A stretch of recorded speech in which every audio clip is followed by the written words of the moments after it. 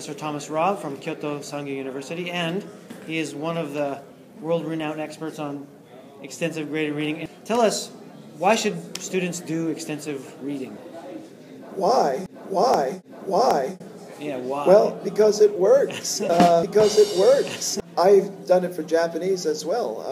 Really? Yeah. So I chose a mystery novel writer, and I read 35 of his books. Really? And, yeah. In Japanese? In Japanese. Right. And of course, one nice thing about doing extensive reading with, say, the same series is that the same characters and the same vocabulary repeats. And so once you get used to it, it's easy to read more. Good point. Yeah, and so you can do that with English too. Take a series, even Harry Potter, where apparently the first book is fairly easy to read, but then when you get the vocabulary, it'll be easier to read the second and the third.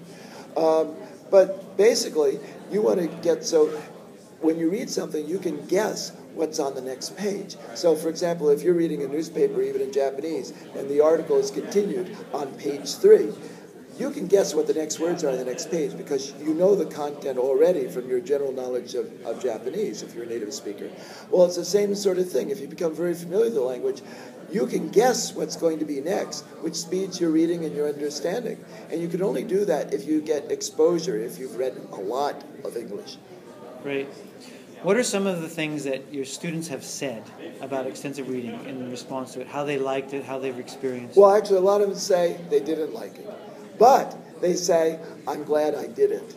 Okay? Right, so the discipline paid off. Yeah, it's discipline. You know, of course, there are some people that really do like it. When you introduce the class, you get some students who are really keen on it, and they just take off and do much more than you even thought that they could do. We had one student last year read a freshman who read 830,000 words, and the requirement was only 100,000.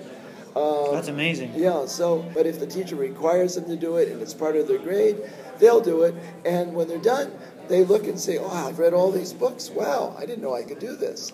That's a perfect example of the common denominator of success. Maybe the road wasn't easy, but the result was pleasurable. Right.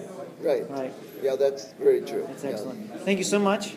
We'll put this up, and hopefully a lot of people will be inspired and learn something from your comments. We appreciate it. Great.